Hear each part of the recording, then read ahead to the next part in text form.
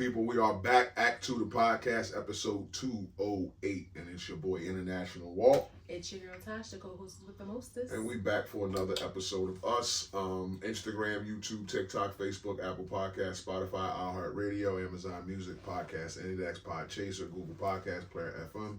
Platforms you can catch us on. Like, subscribe, share, comment, talk to us a bit. We'll talk back. Let's get right to it. How are you? I'm okay. I'm probably mentally a 9. My husband doesn't like me today. So it takes away some of my points. I don't know where that comes from. And obviously it only took away a point, so you'd be all right. But I don't know where that comes from. I would be a 10. He says that I play too much, so I'm going to be very serious this podcast. So don't expect any laughs from me. Finances are an 8. Leaving room for growth. It's a new year. Looking forward to whatever blessings God have in store for us and blessings that He allows us to bestow upon others. Work is a 10. Work is good. Started off with a bang. Only worked 2 days of the new year so far. But it's pretty good. I would, God willing, this time comes around next year and I will have worked not until that Monday following the new year. I don't know why I didn't take off the couple days. You have all them days off, then you come back to work just for 2 days and the weekend is there again. But I had productive days, so work is good. And physically I'm a 9. I feel good. Worked out 3 out of 5 days this week so far, which I'm proud of that. I beat myself up because I feel like I'm on this hamster wheel of like doing good and always finding myself back in this place again. But I'm not gonna let that stop me. I'm not gonna let that, deter me. I'm just trying to be more disciplined with myself in many facets. So I'm just happy my body is working and moving. It's a little achy. But yeah, that's that. I'm a 9. You just said it, but I was gonna say what you think your biggest problem is. It's discipline. That's why I said you just said it. Yeah, it's discipline and it's doing what you're supposed to do even when you don't want to do it. And the thing is, and I was talking to my sister about this the other day. They say nutrition is 80% and moving, like working out, is 20%. And my nutrition isn't that bad. Like, I was just telling my husband, we have found ourselves, falling into snacking more often than we used to. And I'm okay with pulling back on that. We don't eat crazy or anything like that. But I feel like my body needs that 20%. I don't feel like I can just eat well and not do the workout part of it. My body needs that 20%. Like, the eating well is good, but my body needs to move in order to lose weight. And I just have to be more consistent and do it when I don't feel like it. Do it when I gotta find a way to do it when my schedule may say otherwise. I just had to find ways to make sure I fit it. I'm going to get me my individual gym membership. I love going with my husband. It feels good to be there with him. When I see other couples there together, I be wondering, like, do they feel like I feel like I'm happy to be here with my partner? Like, I don't know if they feel like that. They seem like they do, like the big butt lady and the light skinned man. No, they go together. So yeah, I would think they want to be there together. You never know. He might be her ride, or she might be his bride. I'm just saying. I don't know. They're married, and I think they own a business together, a store or something. But yeah, I think they used to bring their son sometimes too. And there's a couple other couples that we see. I'm just saying, I love going with my husband. My schedule doesn't always allow me to, and I don't want that to be a hindrance to me going. So I want to go as often as possible with him. But when I get my membership, I'll be able to go. Like on those days when I know my schedule says, oh, I won't be around, at this time when he goes, then I know the day before, that means, okay, go in the morning. Like, just whatever it is, make sure that I do it. So discipline is the thing for me. Do it. Like Nike, I just had to tell myself, just do it. Because I always love the after feeling. It feels good to work out. And, I'm not like afraid to do the work. No. It's just, do you think you should focus more on diet than then I mean I know you need the exercise and the 20% you said, but do you think your struggle like your whole life has just been you're a foodie, and like have you ever thought like if I had to eat the same thing every day for 6 months, could you do it? Could you make that sacrifice and be that disciplined? Just because I've tried everything else. So let me try this to see if I get results from this. And if I don't, I can, try something else. But I'm on a journey of trying things and trying to be disciplined about stuff.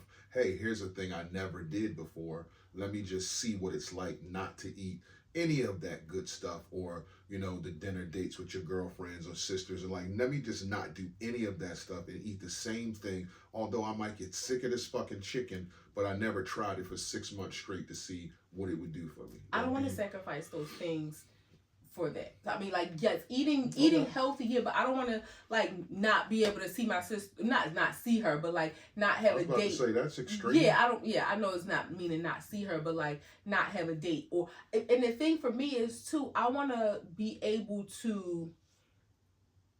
This might sound kind of crazy. I don't want to liken it to like somebody that's an alcoholic. Like I know as an alcoholic, you have to remove yourself from certain environments when you are on the path to recovery. And then once you're in recovery, you may be able to be around, certain environments and still abstain from drinking, which is great. Right. I don't want to remove myself from certain environments. I want to tell myself like, okay, you can go out with your sister, your girlfriends or whatever, and know how to eat healthy within that environment. Not like, no, I can't do anything for 6 months because if I go to the restaurant, then I'm gonna be greedy and eat. No. But also when you say like, I know, and I don't want to blame this on COVID anymore because here we are 5 years later, but I know how great I was doing in 2019 working out. 5 years or 5 years younger. Yeah, but working out was a huge component. And for me, it's like when I'm working out, that helps me eat better because I feel like I don't want to ruin it. And then when I'm eating good, then it's like, okay, so for me, they work hand in hand. And maybe it's a mental thing, but it works hand in hand because it's like, and we both know like when you start eating well, your stomach starts to shrink, and it's a mental thing. All right, I'm not hungry anymore. Let me not finish my plate just because it's here. Let me stop eating. So it's those little things that I have to tell myself and remind myself. It's like one of the things like, how to do it. Just do it. Like stop snacking at night. Stop eating the things you're not supposed to do. I read something that it made me think about you because he eats the same thing for breakfast Saturday and Sundays. 2 hard-boiled eggs and oatmeal. And it was something that said when you don't know, like if you're hungry and don't know what to eat. I put it in my story. Oh, okay. Eat hard-boiled eggs. And because it's protein, it's filling, and when you eat more protein, it stops you from being hungry longer. So I mean, again, I've learned a lot from watching you. I learned a lot from previous trainers and nutritionists that I've had communications with. So I know the thing to do is just about telling myself, do it, Natasha, and I'm going to do it. Fair is fair. How are you? I'm good. Mentally, I feel like a 9.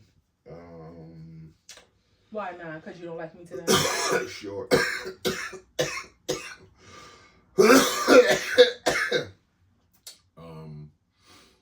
Work, finances is an 8. Room for growth. Work is a 9. Felt good to get back to work.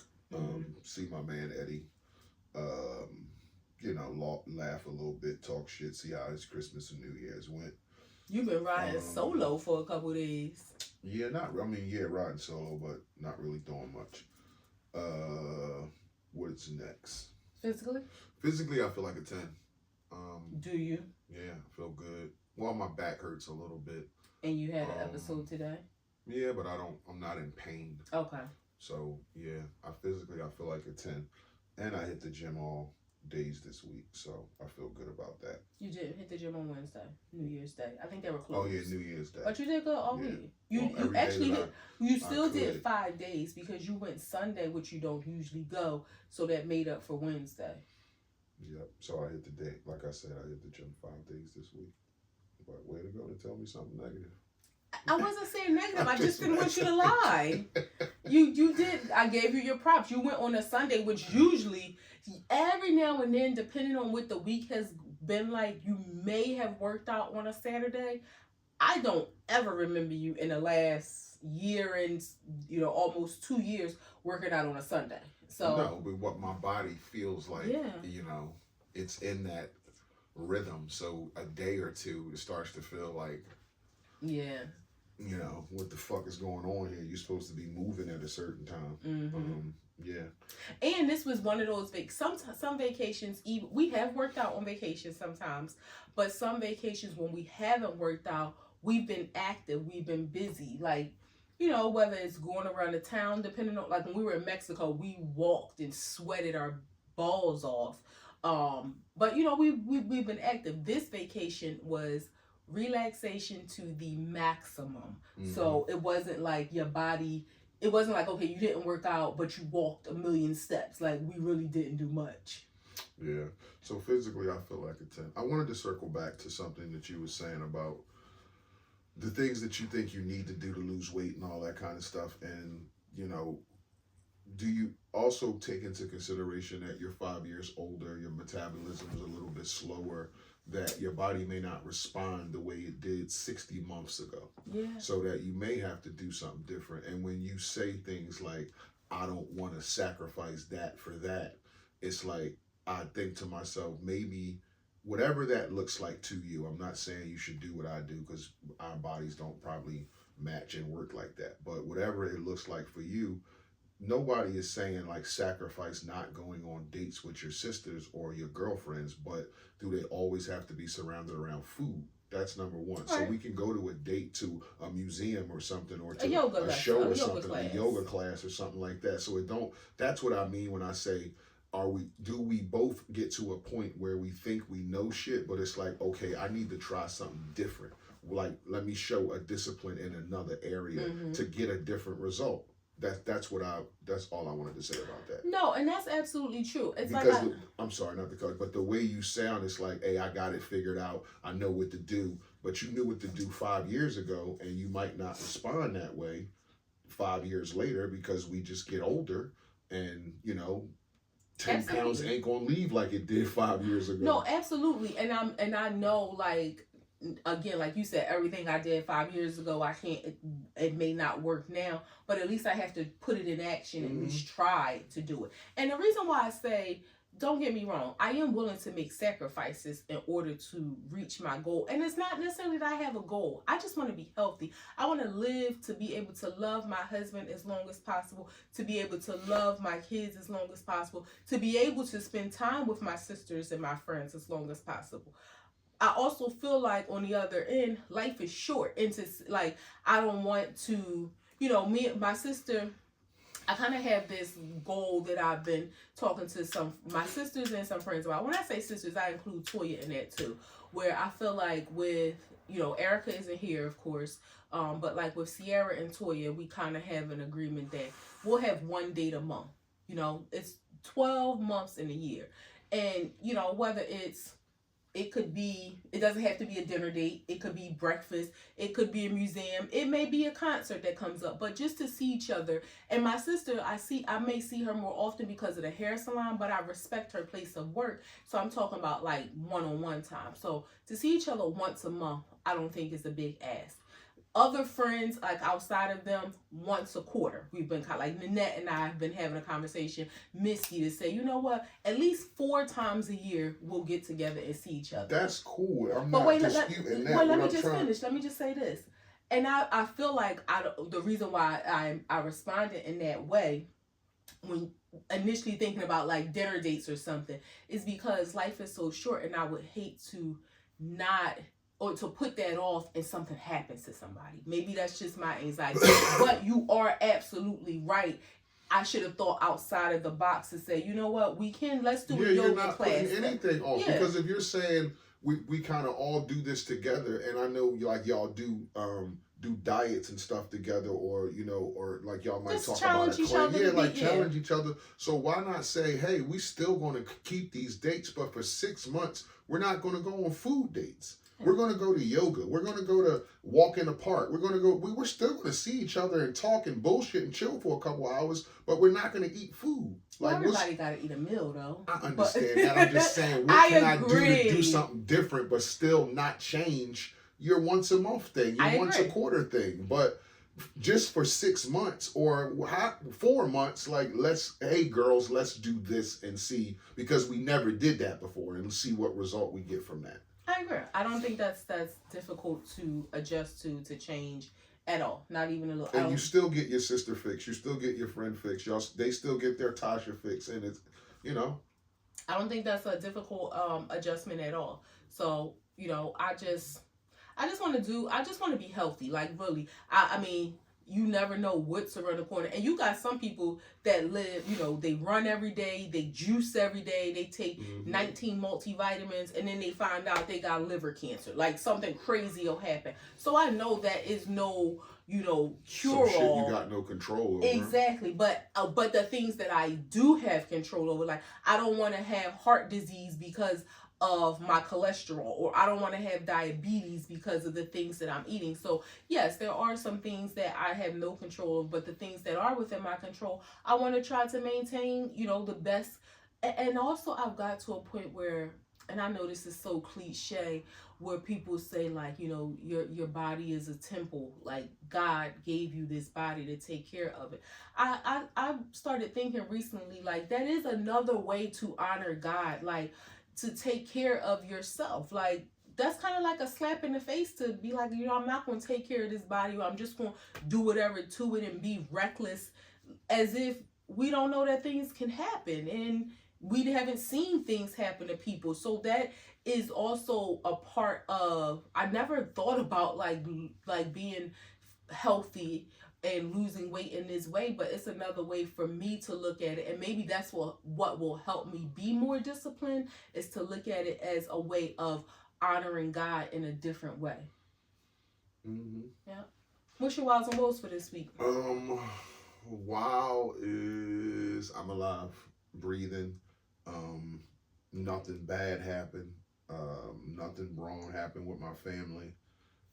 Nothing's bad with us. So that's my wow. My woe is that I had to spend a couple days back at work. Yeah. But grateful for a job. But that whole New Year's Eve in the middle of the week shit, you're getting fucked when Christmas is in the middle of the week, because New Year's is the same thing a week away. These holidays fall better when they do on the weekend or a Friday or some shit like that, or even a Thursday, but not to be like a Wednesday, because it's like, stopgap there. Yeah. So that sucked. Other than that, life is great. Life is beautiful. Feel great. Feel good. What about you? Before I get to that, I have like a PTO tracker that I keep. I started in 2023. My girlfriend Annette had kind of suggested it, to kind of plot out all your days.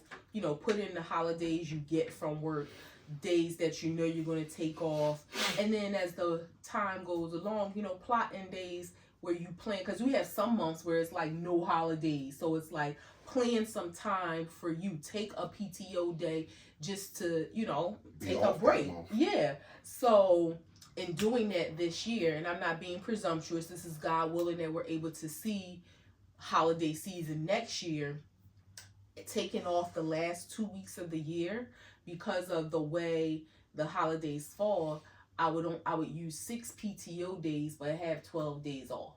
So I'm looking forward to that, God willing. I've been doing that for years. Yeah, this was the first year you have not done that. People in my company try to follow my suit, and it's like, I've been doing that for years. I remember I used to be one of the only people that was off at Christmas time, because everybody used to burn up their time, and I would end up with 5-6 days at the end of the year and be off for 12. Yeah. So yeah, as long as you plan it like that, that's the way to go, is to be off like the 3rd week of December and don't come back till January. Yeah. That's just the way to go. That's real downtime, and it's a bonus if you can take a trip. But even if you sit home, it's just better than being at work. It's like you said, that last quarter is wind down time. Yes. And it helps you to start off the year with like a bang. My wows and woes, I'll say my woe is somebody who is near and dear to my heart that I love dearly, is just going through a difficult time right now. And, it just puts things in, it gives me a different perspective on common situations that happen in life. And I'm being very elusive for a reason. Why didn't you tell me we had a baseball? I gave you that baseball a long time ago. Oh. It gives me a different perspective on common things that goes on in life, but it's never been like this close, like me, talking to somebody going through it. And, I just hate to see somebody that I love hurt and sad and, going through things. So that's just my woe, and just constantly praying for her. My wow is, we had a great New Year's Eve. We always, do dinner or whatever for New Year's Eve. And this year was no different, but it was very different. Mm-hmm. We decided to just do something comfy for us, not the fancy schmancy that we have typically done year after year. Which I had the plans to do. Yeah. But it was like, We actually had 3 reservations. I had a backup reservation because the only reason why I did it, because you kind of mentioned, we were talking about something, and I think we were talking about dinner plans, like me cooking for the week. And I said something like me not cooking on Tuesday because of New Year's Eve. And he was like, New Year's Eve, Tuesday? And I thought to myself, it might be too late for you to get a reservation because places be booked. No, I had one reservation last Thursday, the day after Christmas. And then I had one reservation on Saturday. So we mean you made them on those days, yeah. So we had 3 reservations, but what we ended up doing was just one of our favorite new date ideas, just hopping in the back seat of the car, just having dinner back there at our favorite Chinese spot. Well, in the parking lot, because they're a distance from our home. So by the time we get home, the food will be chilly, or it would be tepid, and we like it hot. So hopping in the back seat, turning on, the music playing from the radio, talking, eating, not really chilling too long because we are in a parking lot, but it was just a good, good half just hour, good being 45 together. minutes. Yeah, comfy. Eating the best Chinese food ever. I wish I would have took my shoes off and chilled a little longer, but it was good. So that was just my wow. I love enjoying those. It's the simple things. It really, really is. And it was the perfect thing to do that night. It was raining too. It was raining so hard, and it was like, I thought to myself, we haven't been dressed up in a while and dialed up, and she ain't been like beat face and heels, like shoes and stuff on, and let's go to dinner. But it was like, I'm down with that, but let's talk about this, because we can just go like to our favorite spot that's, the same distance from here, and be in the back seat and chilling, eating good food, and not spend $200-$300. So. Yeah. Listen, our first date was McDonald's, so I'm a simple chick. Like, I've been down for him since the beginning. McDonald's in the Days Inn. Woo, woo. You ain't gonna tell him I took you to the Days Inn? Yeah, she took me to the Days Inn. And I took her to McDonald's. But you took me to McDonald's first.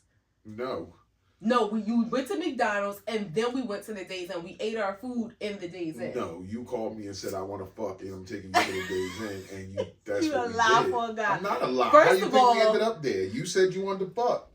First of all, we went to McDonald's, got food, and then we went to the Days Inn. And I had... Why did we go to the Days Inn? What did you say? We needed a place to eat our food and be comfortable. Yeah, okay. And I'll never forget, I had these super cute star earrings, and I left one there.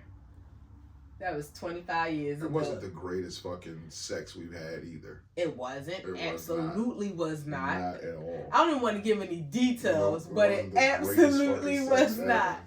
But that was our first, and that wasn't the first time we had been together, but that was our first date.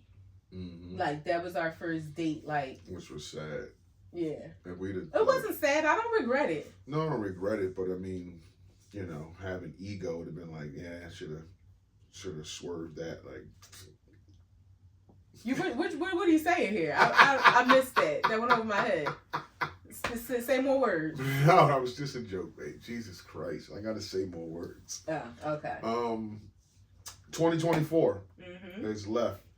What do you leave behind? The cliche. How was it? Do you remember some things that happened in 2024? that were, I don't say life changing, but just memorable? I can't say that there's much that I'm going to leave behind in 2024. There's some things that I want to carry forward. 2024 was a great year. For me individually, for us together, I think for our family. I learned a lot about myself. One of the things that we had talked about, and I mentioned before, I think here, that I learned in therapy, was that I spent so many years of my life focused on trying to be who and what I didn't want to be, that I never really focused on who is Natasha, like just who am I. And 2024 was a year that I really feel like I stepped into that. Like, I didn't do any things that I didn't want to do. I didn't spend time with people that I didn't want to spend time with. Like, now in some ways it was like my Friendsmas thing that I do sometimes. I didn't feel like it. Like, I didn't have the energy, and I didn't do it like in a sense of feeling like, oh, I don't want to let people do it. I just didn't feel like it, so I didn't do it. And that has been my mentality like throughout the year, and just doing things that felt good for me. Now, of course, there's some things that like, okay, I may not feel like getting up at 3:45 every morning to feed my baby, but that's what I have to do to take care of him. But I'm talking about like things that aren't necessities. I just didn't do things that I didn't feel like doing. And this year just really, I feel like I gained a greater sense of self, a greater sense of peace. I learned more about myself. I learned some things I don't like about myself, my lack of discipline, my lack of consistency. But I've also, I think I'm just more self-aware. So I'll say some of the greatest moments, and I'll also say this. I think I was traumatized by 2023. Ooh, real fast, that made my eyes water. I think I was kind of traumatized by 2023, where I vividly remember feeling like, and I remember talking to my therapist about this, like any little things that we would do. I remember one time driving, we were going to dinner, our normal Friday night, and I was like ready to cry and panicking inside because I wanted you to turn around and go back home, because I felt like it was like I was questioning everything that I would do. Like, what if we're not supposed to be on this road? Or what if, an accident happened that we didn't prepare for, just because something had happened that completely, took us by surprise.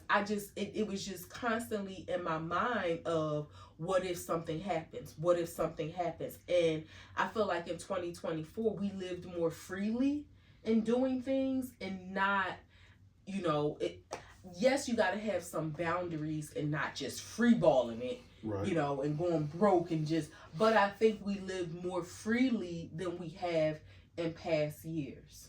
Yeah, I could agree with that, because 2023, what took us by surprise was the beginning of the year. Hell yeah. So it was like, the rest of the year was a recovery. It was walking on eggshells, like trying to, get back to self. Right. So it was a lot of anxiety, a lot of trepidation about stuff.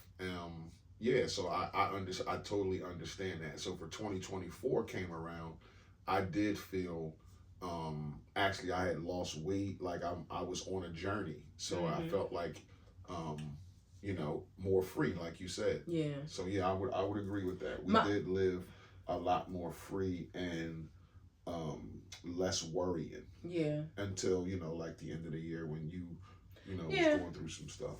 I get my most memorable, good or bad, good was the kids coming here. That was an awesome time. Different experience for us. Yeah. Probably wouldn't do 10 days again. But, well, they'll be older, so it'd be even easier. Nah, it's not the age, it's the days. It's not the age, it's the days. That was a really great time. But it was fun with them being here. I had missed Mason asking me, am I all right, every 5 seconds. Yes, having somebody care for you in that way. Like when she wasn't around and working, like they would come in like, hey, Uncle Mar, you all right? And I'd be like, yeah. And then after a while, it was like, come ask me if I'm all right, so I could be like, hand me a water or some shit. Like, no, I'm not all right. Can you give me a water off the bar? like shit like that. So I did miss them. But yeah, that was one of the most memorable times. Mexico was memorable for many reasons. That's just like another thing to add in like the history of us. We've had some crazy things happen in our lifetime together, as y'all know, like of course. But like things that we haven't even discussed here that nobody would believe, and we only believe it because we were there and it happened. Yeah. That was a crazy situation. That was very. Let's just say nobody want to go to jail in Mexico. Nope.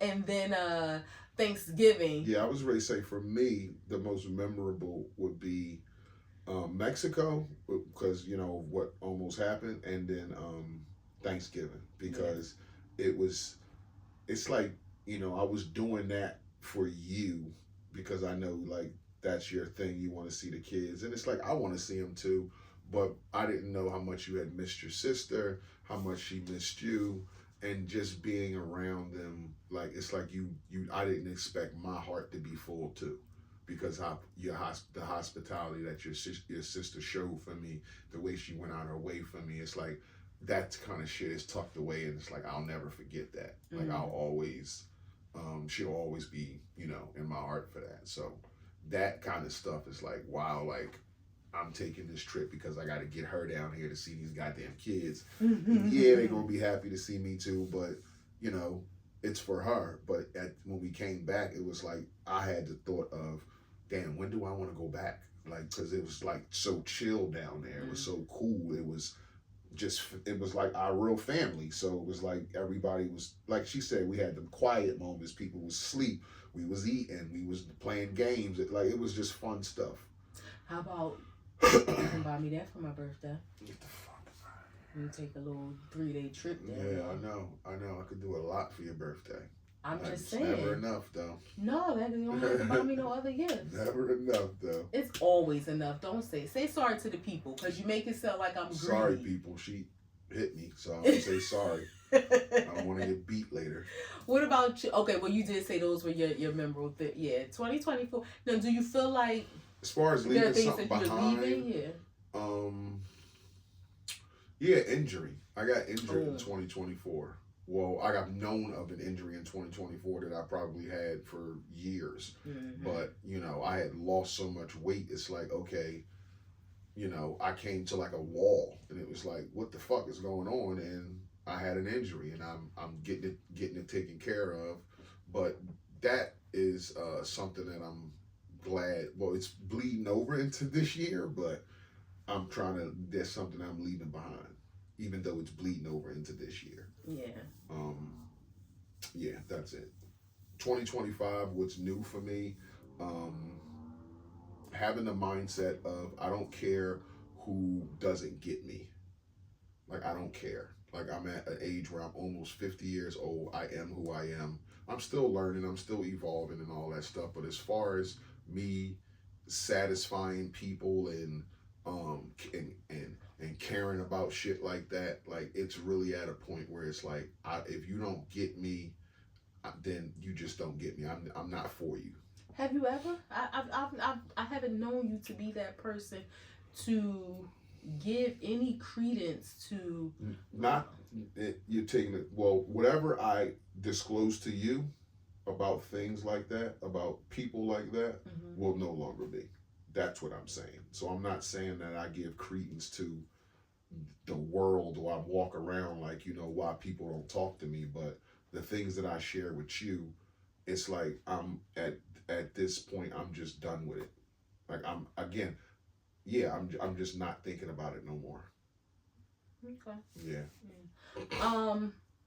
2025, what I feel like I want to continue to focus on the things that fulfill me. I've been reading this book. It's called All About Love. I'm not typically a self-help book read. Like my reading style or my preferred reading is usually fiction. Like I want to be entertained. Like I want to read for the same reason that like I want to watch a fun TV show or something, or movie. But this book it talks about love in different forms, like as far as your childhood, as far as partners, like in a relationship, as far as self-love, spiritual love. It makes the connection about how your self-love and your work that you do can be connected, which is why a lot of people who have 9 to 5s, it was weird that who was we just talking, they were saying people, Sadiq, no, who was saying people that have 9 to 5s don't like the job when he says having a 9 to 5 hard. Oh no, Kai Sanat. Mm-hmm. A lot of people that have nine to 5s like kind of have I don't want, like, maybe low self-esteem in some instances, that they feel like they're doing a job that devalues them, That don't have purpose. but they have to do it because of the paycheck, but it's not something they want to do. The book is just very complex but very easy to read, but just about love. But one of the things it talked about is just self-fulfillment.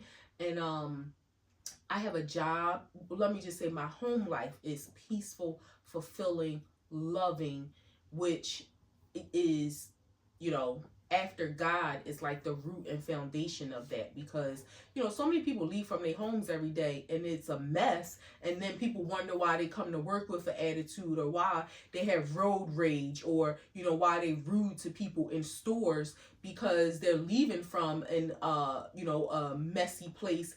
Their hearts are messy, their souls are messy, and they're projected into the world. So God's love, my husband's love, my peaceful home kind of grounds me. And the work that I do, my job allows me, I'm so blessed that it aligns with my passion to like really give back and service people. One of the things that I want to do in 2025 is to do more of that, but on a personal level. So one of the things I've been looking into is the Croc Center, the Salvation Army. I've done work there through my work, but I want to be a volunteer there individually, so that I have the opportunity when my free time allows to, just give back more, and it's more, to just fulfill that part of me. People talk about blessings from God. It's not always giving people money on the street. Sometimes it's just giving of your time, and that fulfills you in different ways. So that's something that I really want to do more of. It's just the things that fulfill me continue to, our relationship, our friendship is so fulfilling, and it's just it keeps me grounded. It keeps me in a place of peace, in a place of love. And I want that to spill all over into the year and make a mess of it. If you want to make a mess of anything, spill love all over the world. Like, how people like throw paint and it just like splatters on the wall. Do that with love. All right, Maya Angelou. Another thing I want to do this year is step into this new role at work that I got with these different jobs and different so proud of different headship that I have that's coming down the pike. So I'm super excited about that. And just a lot of positivity, no negativity, trying to dodge stress. I feel like I got my bills and financial stuff in order, and I just want to, let things build and be stress-free. So that's what's new for me in 2025. What do you got? Did you hear about Apple? I did. So I read something that said that they may be required to pay a are paying $95 million settlement for Siri eavesdropping.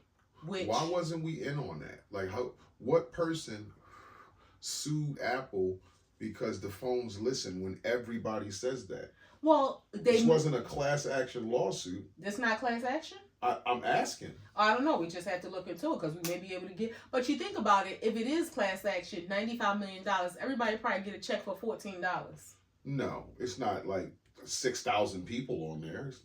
How many people have Apple that if once they 300 million. So once they hear about this and everybody starts signing up I think this is a place in Georgia, a person in Georgia, I think, or 2 or 3 people had sued them, and this was going on for 5 years. Well, they probably it's something that so many people probably could have done, and it's they probably just documented and had proof. And because you think about it, we talk in front of these phones, and then whatever we're talking about, you go on Facebook and you see an ad because you said you need a new vacuum cleaner, and then you're scrolling and there's 17 different vacuum ads. But they know that the people who create these codes and programs are smart as fuck. So I would think that they would know that that's a certain invasion of privacy, and there's something when you buy the phone, there's something that you signed that has that language in there. If Apple's paying $95 million, there had to be a loophole. Regardless, don't get me wrong, $95 million is a lot of money. It's $100 million, but I also think that's $5 to Apple. But $5 or not, nobody's paying $95 million if there wasn't any credence in the suit. That's all I'm saying. Yeah, but why doesn't that go for everybody? Everybody doesn't like the way the phone listens. Or why can't we sue them? Well, that's why I'm saying if it's a class action, we may be able to join it. We have to look it up and see what are the requirements to join it. Maybe I don't know. I saw the headline, but I didn't look into it. But if it's class action, and that means... Well, okay, so let's just play it out. We're suing because the phone listens to us and we don't want to, and that's an invasion of privacy. Mm-hmm. How do you prove that? I have a story that the phone listened to me. Okay, but I don't know. My wife has one too. Yeah, but maybe you have to have some documented evidence to show, okay, let's just, like you said, play it out. Okay, let's give it a day. I'll take some screenshots and show you that the phone listens.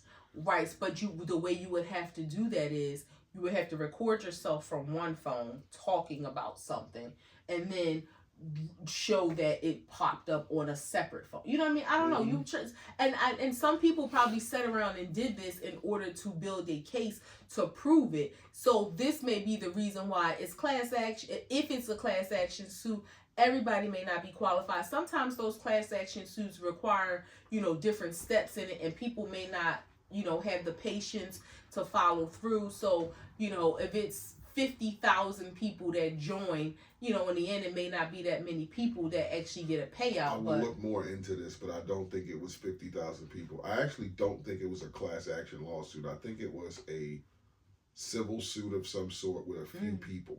Wow. Yeah, and I think it's been going on for 5 or 6 years, and they're going to have to settle. Well, and they may have agreed to settle because if it's been going on for 5 to 6 years, I know Apple got a lot of money, but you're talking about lawyer fees and all that. They probably just said... How does that work with... now that I'm thinking about this, you ever thought about how does that work with lawyers and clients where you have privileged doctors? People have iPhones laying around. They listen to shit. It could be some pertinent information that is heard or said on somebody else's phone. Well, a diagnosis of some sort that's being said, and it's Apple's hearing it, and then like that kind of shit just shouldn't be. What do you call it? What's the thing everybody says? It violates HIPAA. Yeah, HIPAA. Yeah, I mean, who knows? Maybe doctors might have some sort of requirement where they turn it off or something. Lawyers. I don't know. I don't know. But, or it may just be something that nobody has ever thought of to say, hey, we're talking. I mean, we say it all the time. Certain things we whisper because we like, she listening. But it's not something that because we're just so used to. We talk about our own stuff people talk about their own secrets that they wouldn't want anybody in the world to know. And these phones, listen, all of these devices, I don't want to just say phones, because there was a case where an Alexa helped solve a murder. It was like a domestic violence issue or something like that. And I'm sorry, I think it actually helped absolve a man. That's when he's not found. Exonerate. Because they tried to say that like he killed his wife or something to that effect. And Alexa proved that he didn't.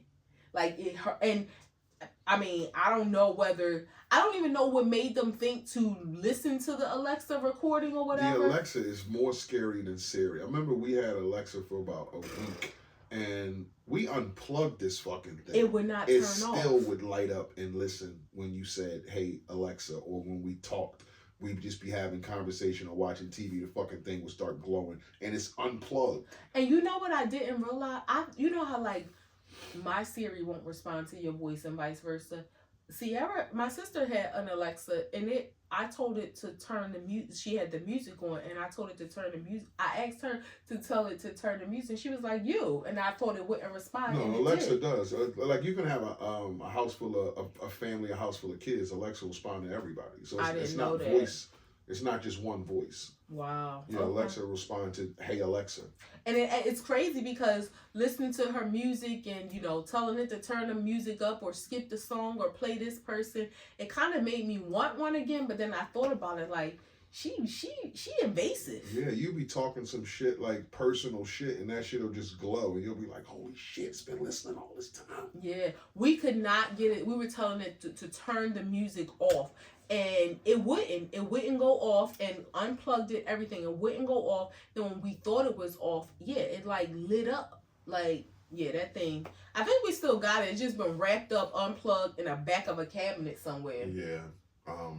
That's crazy. But when we think about, you were telling me about the AI technology and how it kind of rebooted itself against the quote unquote AI laws, it makes you think all this technology that they created, it's going to turn on us like iRobot. That Joe Rogan is not crazy when he says like these quantum computers will be connected to some type of other energy. Because how does that thing know to do something like that? So not only is it connected to what we're connecting it to, it gets to be so alive that it's connected to something else. You know what? And we don't know what that is. And we are teaching it. I have had this theory, and this is just my Tasha logic. I have had this theory about social media for a very long time. When people do those surveys, like, they may be fun and cutesy and things like that, but we're teaching like the different nuances of people, the likes and dislikes, like, and it may seem simple, or how many out of these 60 foods, how many foods don't you eat? And then it looks at the different things like, and this again, I'm making this up, but this is what I think is true. No, it is. It's true. It looks at like, okay, 100, I'm just going to say 100 people reposted this survey. And all the people in the South, like, their responses were kind of the same. All the people from California, they're looking at it regionally, which again is teaching the computer our habits, our likes, our diets. We're feeding them information. Data. We're also giving them, like, when they do those things, and I'm guilty of it because I participated in some, like on Instagram, where it'll say post yours, and it's like, post you in all black, post you with a short haircut, post you in braids. We're feeding the system these different looks, these different likes, these different things that we participate in. We're feeding the machine, and we're letting them know how to replace us. Yeah, that's crazy. The AI, the drones, the flying saucers that's coming up in the last quarter of the year. Now, in the beginning of this year and the end of last year, there's been like 12 plane crashes. One ran into a wall, some went into water. It's just been like bad plane crashes. So what's your thought? You think that's a conspiracy? Well, I didn't know it was that many. I had heard of 4 right before the year ending, and then there was 1 today. I don't think it's necessarily a conspiracy. I think it's a combination of people are overworked and underpaid and stressed, and maybe not giving the care and attention to their jobs. So you think it's all human error? No. That's what you're saying. Well, in some aspects, yes, but also it's mechanical as well, where I think in some of these instances they're relying on systems and computers to do things that may be malfunctioning that people should do. So I think it's human error in one way or another. I don't think it's a conspiracy or anything like that. Like, my thoughts didn't go there. I think, you don't think things are being hacked into? You don't think fucking all this data and shit we're giving up and all these tied-in systems can be fucking hacked into, whether it be China, whether it be some fucking kid in his basement? Like, well, because the plane crashes haven't just been in the U.S. Like, they've been around the world. How do we not hear about say 6 plane crashes in a decade, and then you hear about 6 in 4 months. Well, again, they haven't been, like, when you say hacked, for what purpose? I mean, now I'm not saying it's plausible. I'm ready to say it's evil people out It's here. plausible. Yeah, it's plausible. People. But it's not like it's just been happening in the U.S. It's been around the world. It's plausible. My brain hadn't gone there. I just thought people tired and people are not as focused. People are stressed. This, the inflationary times, people are having money issues. They're distracted. So that's where my mind went. Like, people need to rest, and but I mean, I don't think it's human error. I don't think that it's people are so tired and stressed out and worrying about other shit that they can't do their jobs. I don't want to say it's a conspiracy and things are being hacked into, but it's something happens when you see a group of shit that happens like this, like school shootings. Like, when you just out of nowhere in 9 months you see 8 school shootings, and then they go away for 10 years or 5 years, or you may hear of one in that time. Like, plane crashes are something that people do every fucking day, and for the last 5 or 10 years, flying a plane. Flying a plane or getting on a plane is something that people do hundreds of thousands of flights a day in this country.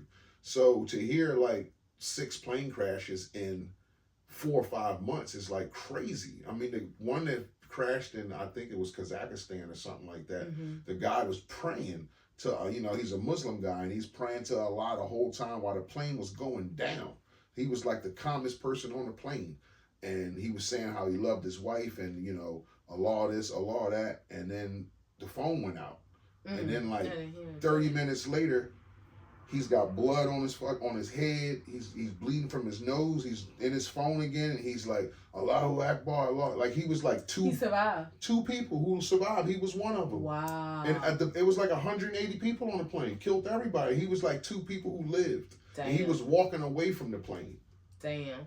Like, the shit is crazy. Like, I think I would, I don't want to say like jump out, but it's like, I don't want to hit the ground in this plane. Yeah, that's and they need to give people parachutes. Like, I don't want to hit the ground in this plane. I feel like it's gonna blow up. Yeah, like this we get closer. Open this door. Like, I don't know what about to happen. What's about to, but I don't want to burn in this fireball. Yeah. And the plane that ran into the wall, like misjudging a landing strip. Mm. You can't land the plane knowing you only got 200 feet left when you need 1,000. They ran into a wall. Like, how do you land the plane and you see the wall right there? You know you're not going to stop. Well, again, that makes me think, like, people tired. Like, why they... people tired. Like, stay flying. Like, no, I'm tired. They just weren't thinking. They misjudged. They didn't do their job properly. Like, I don't know. It's sad. It's scary. But, it's one of them things we put in the back of our mind when it's time to take a flight. Nobody's thinking about the fact that, there was 5 plane crashes. And it was 5 plane crashes in the matter of 5 weeks. Like, that's scary. Every flight we've taken since I've been able to fly, I've thought about, what if the plane goes down? Yeah, of course. So, are you saying people don't think about that? Because no, have you thought about that every plane time? It does. Okay. But it doesn't stop us. Okay. So yeah, you think about it, but it doesn't stop you from doing it. I thought you were saying you don't think about it, like you just happy that you're going somewhere. It's like, no, you think about, man, this is a big piece of fucking metal just flying in the air. There's things that we think about that have happened, unfortunately, like the mass murder in New Orleans. Mm-hmm. And we've talked about how we don't want to be in public places like that, public gatherings. And that's something that's very within our control to avoid, like being at a parade, being in, Times Square. Like, that's something that's very much within our control that we would take heed. Down, what's that called? Dilworth Park. That we would take heed and be mindful to not do. But a plane, we're not gonna not get on a plane. That's all I'm saying. Like, we think about it, we still do it. Sometimes I think about it to the point where it almost makes me sick, and it almost creates like a sense of peace, because it's like, bruh, if it really does go down, what do you? I disagree with that, babe. I think we would. I think if you hear enough plane crash, say if we hear 6 plane crashes out of Philadelphia in a year. We ain't getting on no plane. Well, yeah. I ain't letting you get on no that's plane. You different. You say some shit to me about a trip, I'm gonna say we getting in the car and 6 drive somewhere within a year. But you gotta be fucking crazy if we get on a plane. Different. But I'm talking about, like, okay, again, we just heard about 5 plane crashes within 5 weeks throughout the world, right. But not from one place. But again, that ain't gonna stop us from time for vacation coming whenever it's time. That's all I'm saying. Now, don't get me wrong. Like, let's just say we plan on going on vacation in March.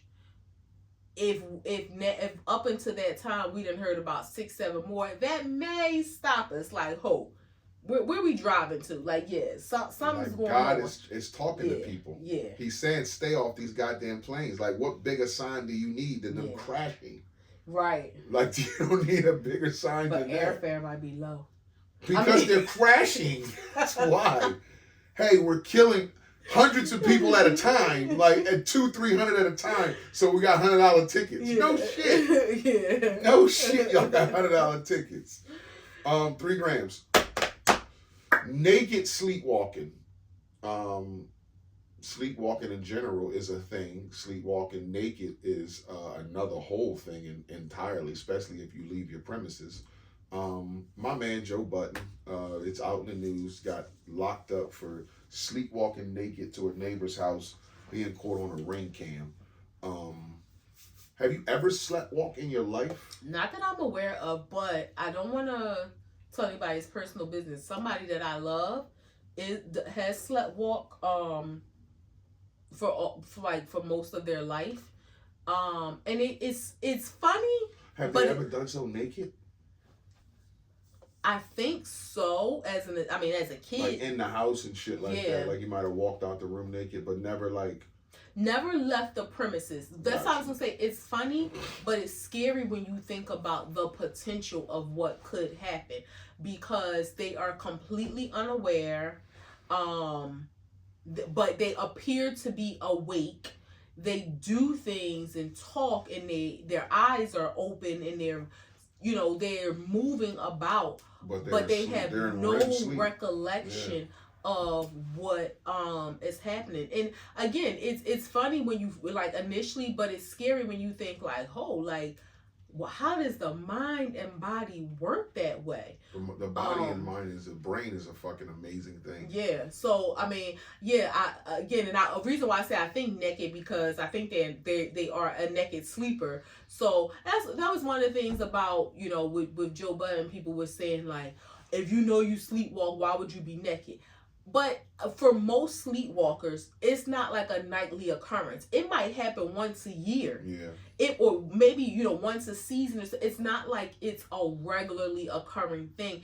So you never know. It could not happen to you for 2 years and then it happens. So if you are a naked sleeper, you're a naked sleeper. You're not like, it's like when people say, I sleep with pajamas on in case it's a fire. And then you go your whole life never experiencing sleeping naked skin to skin for a fire that never happened. Sleepwalking, you just never know when it may happen. And when it does, it just so happened.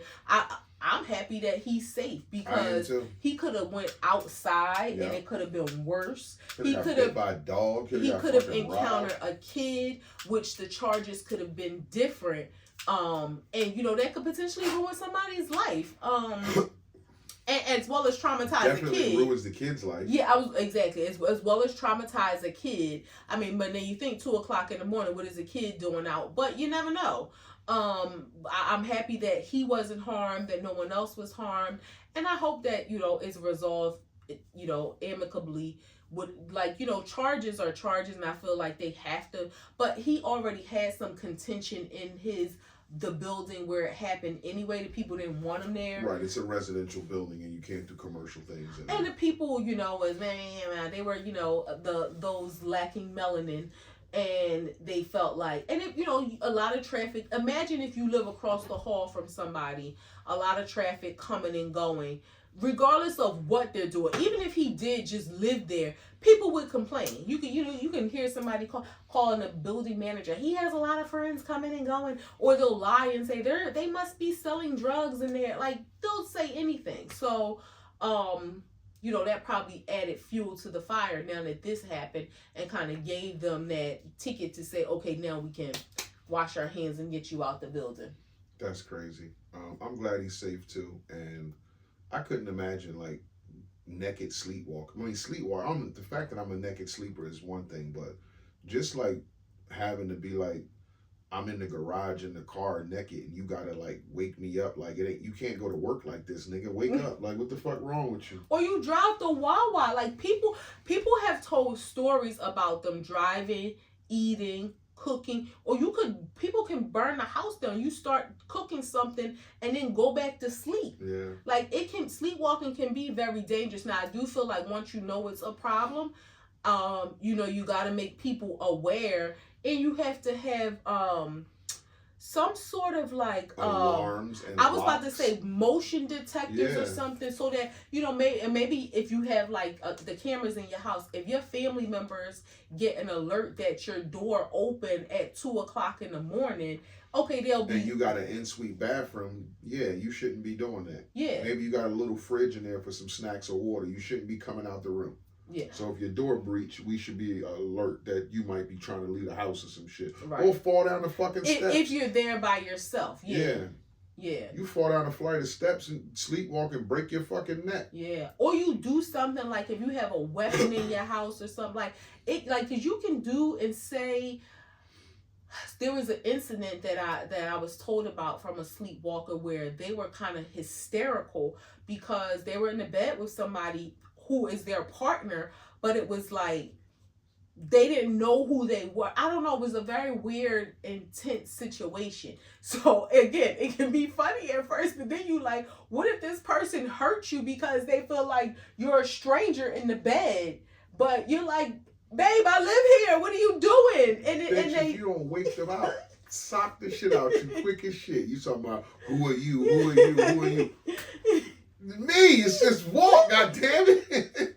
Have you ever known, well, other than the sleepwalker we know, have you ever known one? I think I sleepwalked once in my life. I think I remember sleepwalking in my mom's house, like as a kid, like one time. But I don't have a sleepwalking problem. I never did it again, never had an issue in our with life. it. But I do kind of remember like sleepwalking to the bathroom or something like that and like kind of dozing off in the hallway.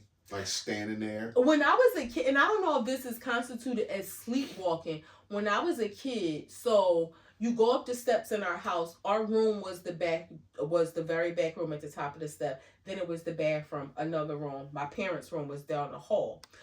Between our room and the bathroom was a hamper, blue hamper. I can remember, I can see it today. It was like a, the kind that felt like it was like embroidered, and you live like, okay, I don't even know if they sell them anymore. I remember when I was a kid, one time I woke up to go to the bathroom and I sat on top of the hamper and peed, like on the lid, so not on the clothes. I sat on top of the hamper and peed. I don't know if that's like sleepwalking. Yeah. But that was the only time that ever happened to me. Well, it happened twice to me because when you said it, I peed in Nana's shoe before. Peed in her high heel while she was asleep. I walked in her room. I was in the middle room. I walked in her room because the door was cracked. I opened the door, picked up her shoe and peed in it. And I was like 8 years old. And she was like, what the hell are you doing? And it was like, I had peed in her shoe. I don't know why I thought something like I'm peeing in my hand was the toilet, but peed in her shoe. Yeah. Yeah, I don't know why I climbed on top of the hamper that was set there in that hallway for 99,000 days. And for whatever reason, and I probably was about 6 to 8 years old maybe. And I climbed right on top of the hamper and peed. Puerto Rico, right after Christmas, a lot of flights was canceled. Well, and then some were not canceled, but a lot of people got there. The electric company that does the people in Puerto Rico's electric, 1.7 million people, 1.4 million was out of power for like 5 days. I don't even know if they have power now, but they had no power through the New Year's Eve, no power through New Year's Day. And I didn't look today to see if they had power yet, but they still don't have power. They said like since before Maria, that hurricane, that Puerto Rico has had the shakiest electric grid. Like it's so fucking old, it's so bad, but America won't replace it. It's weird you say that because you fell asleep the night when the ball dropped, but I watched them do the ball drop. So Puerto Rico was an hour ahead of us. I watched them do the ball drop celebration in Puerto Rico. Now up where they are, maybe because it was like it was on ABC, Ryan Seacrest, but they had the version in Puerto Rico, and he was, sharing the screen with the lady, beautiful lady, I can't remember her name, but because it was a big production, maybe they made sure electricity and stuff was working, but that's horrible. They could have bought generators for that kind of shit to do their thing, to do their production and then leave. Yeah. But they said that electric company, I can't think of the name of it, but they supply 1.7 million people in Puerto Rico with electric, and 1.4 went without power. That's horrible. That's horrible. Puerto Rico. So I'm not saying everybody. Obviously, 300,000 people had power, but yeah. So but that's such a small portion of the island, and it probably was power. like San Juan. Portion of the island had power, but damn near the whole place didn't. It's a shame because Puerto Rico is such a beautiful place. They so imagine are going there on a trip of the U.S. Right, and your hotel ended up not having no they no like, well, maybe we'll have air. this fixed for, in a day or a couple of hours, and that shit end up being a whole damn trip. I need a credit on the hotel. Like no power? What's that do with the airport? Yeah, well, that's probably why you fly into San Juan. So like you said, San Juan might have still had power because it's a major city. Yeah, but that's horrible. Fly into San Juan. Yeah. Last Graham, when do you take down these goddamn decorations? It's January the 3rd. Ours is down. Ours go up early before Thanksgiving. What's the grace period? And I guess this is a question asked every year, but what's the grace period to take down decorations? I would say the first weekend after the New Year's. Because, because initially I was going to say New Year's. What if it snows that weekend? Because it's January. Okay, then, at the latest, the second. What if the second weekend is 2 out? What you mean, 2 out? 2 degrees. Oh, it's wintertime. You know that. But my thing is this: even if you don't take them down, stop turning them on. So if it's bad weather, inclement weather, it's too cold to get up on the roof, it's too icy, whatever. Stop turning them on. Like we've seen people who have Christmas lights up, and literally in February they still be on every night. It's like, I understand you might not have got to it for whatever reason, but why are you still plugging them in? Or it's like our lights were on a timer. Turn the timer off, bruh. Or unplug them so that the timer doesn't turn them on everything until you get around to it. So that would be, barring that the weather's good, it's no snowstorm, it's not minus 10 degrees, you won't slip and fall and break your neck. The first weekend after the New Year's. Now, I will say there are some sentimental reasons.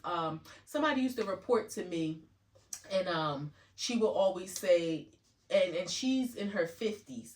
She put her Christmas decorations up the 15th of December because that was when her mom always did it. Her mom died when she was 21 on January 15th. So she always kept her lights up from December 15th to January 15th. Sentimental reasons, I get. It's funny that you say that because everybody always say, Steve Harvey Morning Show, that Tommy's going to go too far one day.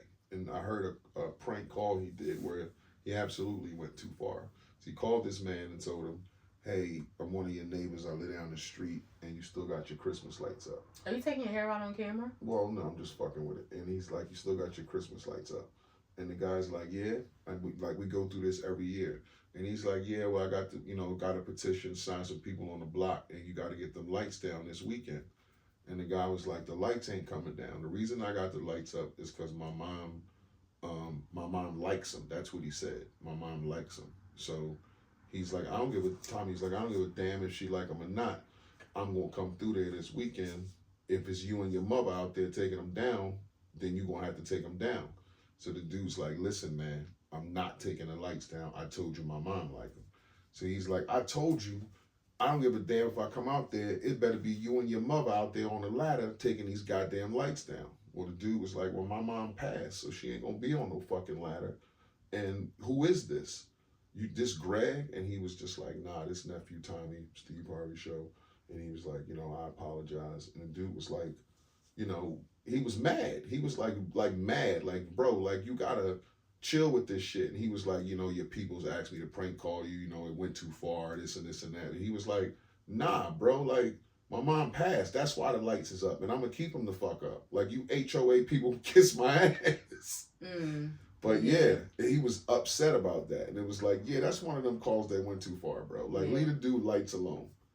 And I feel like you shouldn't have played it. Like, why did he still air it? Yeah.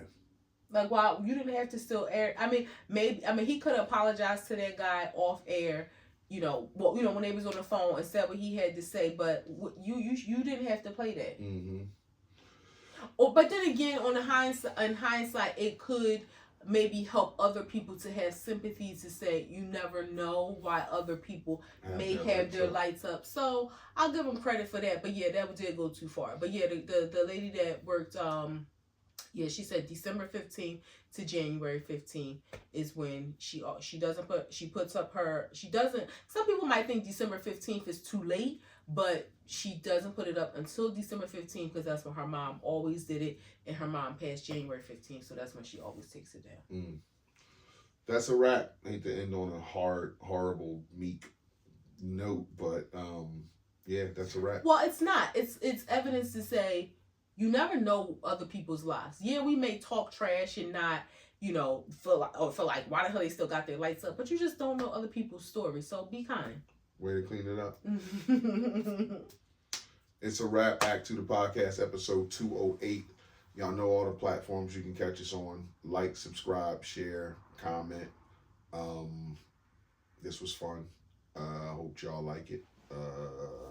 We like in chill mode when we sit on this couch. Is it too chill? Yeah, like sometimes it's be too chill. Like you just be like laid back. If you sit up. This is how normally in the house we chill. So yeah, I guess this is a little bit better. Yeah. But after a while, you're just gonna go back to like chilling again. But we enjoy sitting here bringing y'all this podcast. We hope y'all like listening to it. Happy New Year. Happy New Year to everybody. Thank y'all for rocking with us. All the views, all the likes, even if it's one like, one view, we appreciate it. We thank you. Just thank you for continuing to rock with us. I know you have more of your friends who watch the show and see us on the pod and comment to you and all that kind of stuff. So we appreciate y'all, you know, rocking with us and fucking with us. We appreciate sitting here talking shit about a bunch of different things. Sometimes it's us, sometimes it's shit in the news, sometimes it's y'all. So yeah, A2TP Podcast, episode 208, coming to a wrap. If you fuck with us, you fuck with us. If you don't, you should. Peace.